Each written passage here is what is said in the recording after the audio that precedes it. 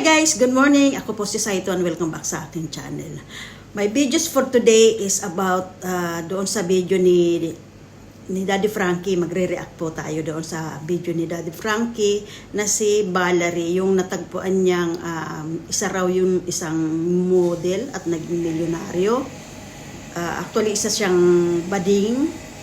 At yan, ang gagawin natin na video ngayon ay reaction video para doon sa video ni Daddy Frankie tungkol kay Valerie, yung bakla na model at naging milyonaryo siya. At ngayon ay isa siyang palaboy kaya siya natagpuan ni Daddy Frankie. Dahil nga siya ay madungis, palaboy, pero based doon sa kwentuhan nila, nasabi ni Valerie na siya ay 6 na buwan pa lang naman sa kalye. Pero kahit ganun pa man ang kanyang maiksing panahon pa lang na pag-i-stay sa kalye ay sobra na siyang madungis. Para siyang ano ba itong tawag dito, yung stress siya, yung bang dahil sa kanyang nangyari. So, siya kasi ay isang lulong sa alak. Mahilig siyang uminom. So, nalulong siya sa alak at marami siyang mga kaibigan at nagkaroon siya ng boyfriend. Ang naging boyfriend niya, based doon sa kanyang kwento, ang naging boyfriend niya ay 2. Pero hindi siya Pilipino. Tapos, kaya doon daw siya nakaipon ng pera. Dahil doon sa mga boyfriend niya, kaya siya nakaipon ng pera. So, nung may pera na siya, so nag-break na sila nung kanyang boyfriend at ayun na nga, nasa Pilipinas siya. Siyempre, marami siyang kaibigan. Alam nyo guys, ito ay isang lesson learned para sa ating lahat. Alam naman natin na kapag may pera ka talaga, para kang bulaklak. Para kang bulaklak na nilalapitan ng mga bubuyog. Parang ganon. 'Di ba? Kadalasan naman sa atin ganyan Kapag may pera ka, magkakaroon ka ng maraming kamag-anak, maraming kaibigan, at kung ano-ano pa. So, ganon ang nangyari kay Valerie. At bago natin pagpatuloy ang ating kwentuhan ay panuurin po muna natin ang maiksing clip ni Valerie tungkol sa kanyang kwento. So, panoorin po muna natin.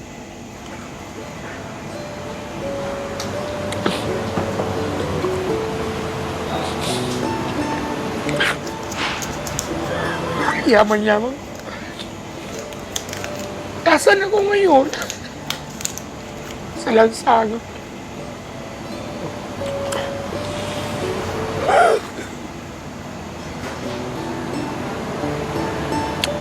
Hindi kung anong kulay ng hindi kung anong kulay ng yung sa puso, yun yung kailangan.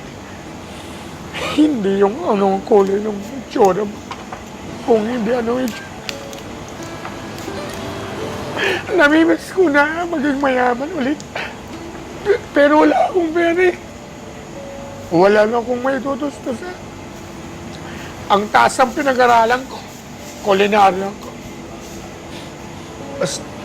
Sabi ko yan,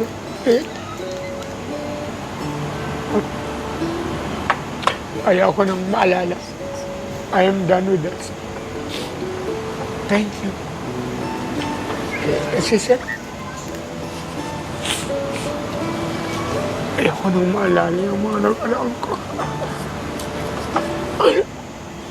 Sa kalsada na ako nakapera. Ganito ba talaga ang buhay? Ganito ba talaga matatapos yung buhay ko? Na-stroke ako nung isang araw hanggang naigagalaw ko na hanggang dito. At tapos, naging okay na. Hilot-hilot. Buti na lang, mild stroke na.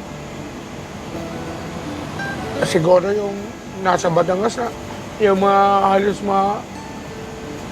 parang naninayan ko sa Batangas, lumipad na ng Italy. Kasi ang sabi nila, lilipad sila ng Italy. So, Hindi ko na lang alam kung anong gagawin ko sa buhay ko. I were not done with my life. I was going to start with this. I don't know what am I going to start with. Taas ang pinag-aralan ko. Tapos dito lang matatapos yung buhay ko. Hindi. Siyempre, kaya akong lumaban. Naman ang yung panunukso nila. Yung panglalait nila.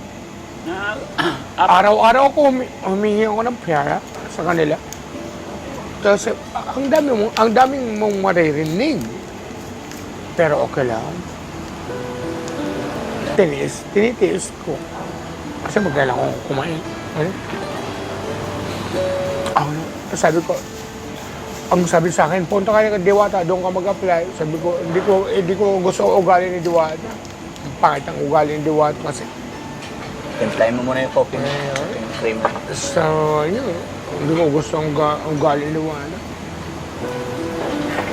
Pangit ang ugali. I hate him.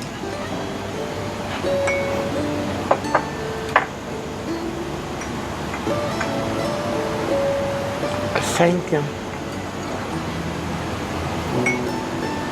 I wanted to really surprise you. Thank you so much. Kaya nga ang katong gusto ko nang bumitaw. Wag. May pagkakataon ka pa. May chance pa. Gusto ko nang bumigay. Ganun. Gusto ko nang bumitaw. May plano pa si God. Hindi pa lang siguro no? Siguro mga sipin mo na lang ng mga baka sinusubukan ka lang ni God. Napapagod na. Marami dyan, may mga kababayan tayo dyan. Sabi nga nila, bago mo sabihin pagod ka na or what, tignan mo muna yung nasa paligid mo. Kasi Sa bagay, sinabi ni God, ang kapal, sasabihin sa akin yun, ang kapal ng mukha mo, napagod ka na. Ako nga, hindi ako napapagod para sunduin, para unuhin ka, alagaan ka. Ikaw napapagod ka. yes. Marami dyan, Yan ang sabihin. may mga kapansanan, putol ang paa or walang kamay, pero pilit pa rin lumalaban. Much more tayo na kumpleto ang paa, di ba? So, laban. May nakalaan kasi para sa atin. Okay, yun. Hindi natin pwedeng iasa sa kanya. Kaya nga, binigyan tayo ng kamay at paa para lumaban at kung ano ang kailangan. Hindi po pwedeng iasa natin sa kanyang ng lahat.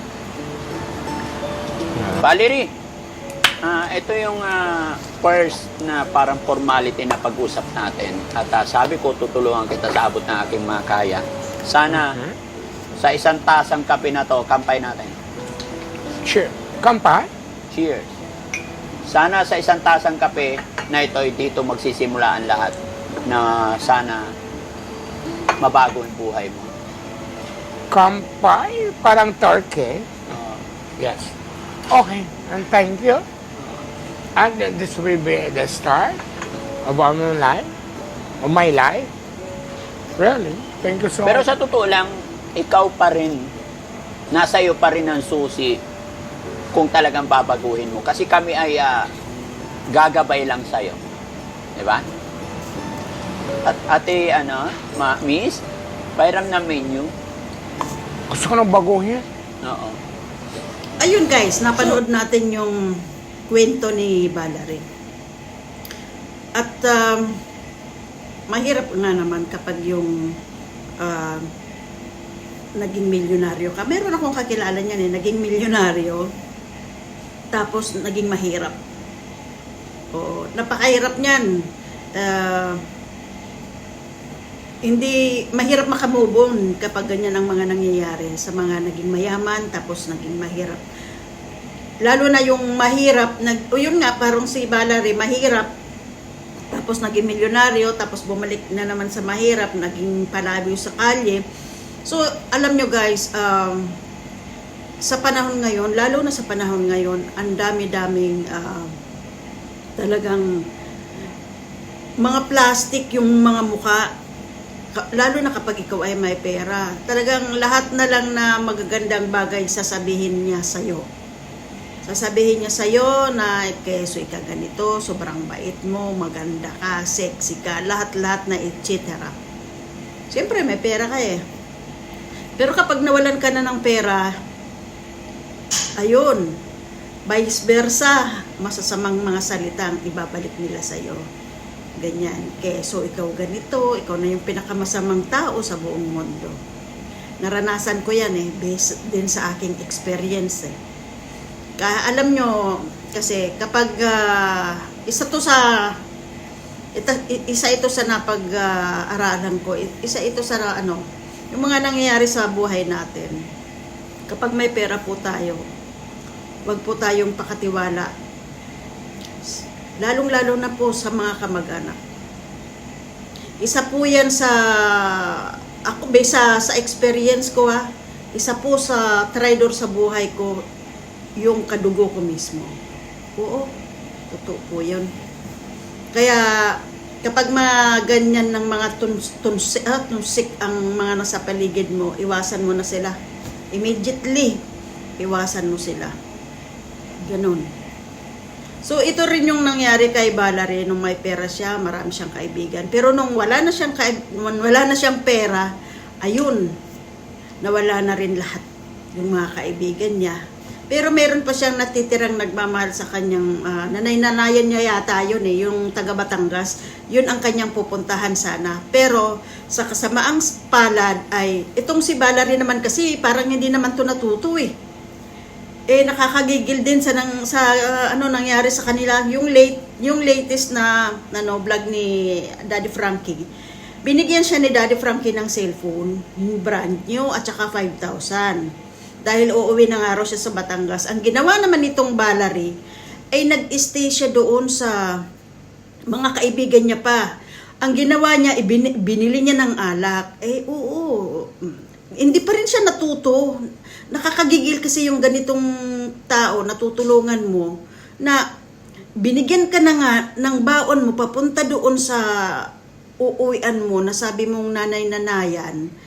Ang ginawa mo, ibinili mo pa ng alak para painumin mo yung mga kasama mo pero sabi naman ni Valerie dahil daw mga kasama niya nung siya ay hindi pa natatagpuan ni Daddy Frankie kaya bumili raw siya ng alak. Okay, doon na tayo guys. Okay, bumili ka ng alak tapos iwanan mo na sila. Pumunta ka na doon kung saan mo gustong umuwi. Dapat ganun ang ginawa niya. Kaso, nag-inom pa siya, nalasing siya, ninakaw yung kanyang cellphone na binigay ni Daddy Frankie, pati yung pera niya naubos. Hindi, minsan kasi yung tao, wala hindi natututo, nakakagigil. Kaya natuwa rin ako sa sinabi ni Daddy Frankie na tumutulong sila 1 beses, 2 beses, hanggang doon lang. Tama yun, Daddy Frankie. Ganyan talaga dapat ang ginagawa. Makatulong, okay na yun. Nasa sa kanya na yun kung pagbutihin niya yung buhay niya. Ganyan, natuwa ako sa ganong mindset ni Daddy Frankie, sa totoo lang. Kasi nakakagigil yung ganito, yung tutulungan mo na dapat doon. Gusto na nga hihatid ni Daddy Frankie si Valerie doon sa terminal ba ng mga sasakyan papuntang Batangas. Pero sabi naman niya, dito muna ako Daddy Frankie, ganyan. So, ayan. Dapat doon, okay, kasama mo sila sa langsangan nung hindi ka pa natatagpuan ni Daddy Frankie, okay. Binilhan mo sila ng 4 kantos na alak. So, ayan ka mo, ayan. At ako'y pupunta na doon sa Batangas. Dapat ganun. Matino man ang pag-iisip nitong Valerie na to Alam mo, minsan nakakagigil talaga yung tinutulungan mo na pero maiinis ka talaga kapag yung mayroon kang tinutulungan, sinusubukan mong ayusin yung buhay niya, pero hindi niya naman tinutulungan yung kanyang sarili. Ganyan na nga yung nangyayari sa'yo sa una, hindi ka pa rin natuto sa pangalawa.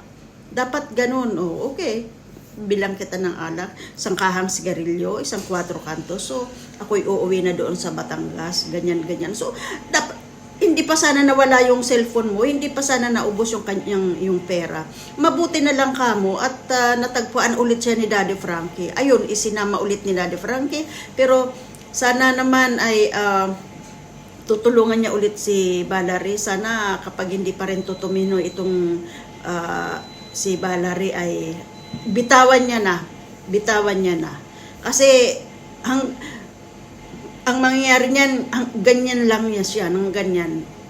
Marami siyang idadahilan, kayso ganito nangyari, kayso ganyan. Ako, ganyan ako kapag yung bang, nakakasawa rin kasi yung palagi mo nang tinutulungan, tapos hindi naman niya tinutulungan yung sarili niya. Para bang, kakainis, kahit awang-awa ka sa tao, mapapalitan ng inis kapag ganun, guys. So, ayun, yung latest na news kay Valerie, ayun.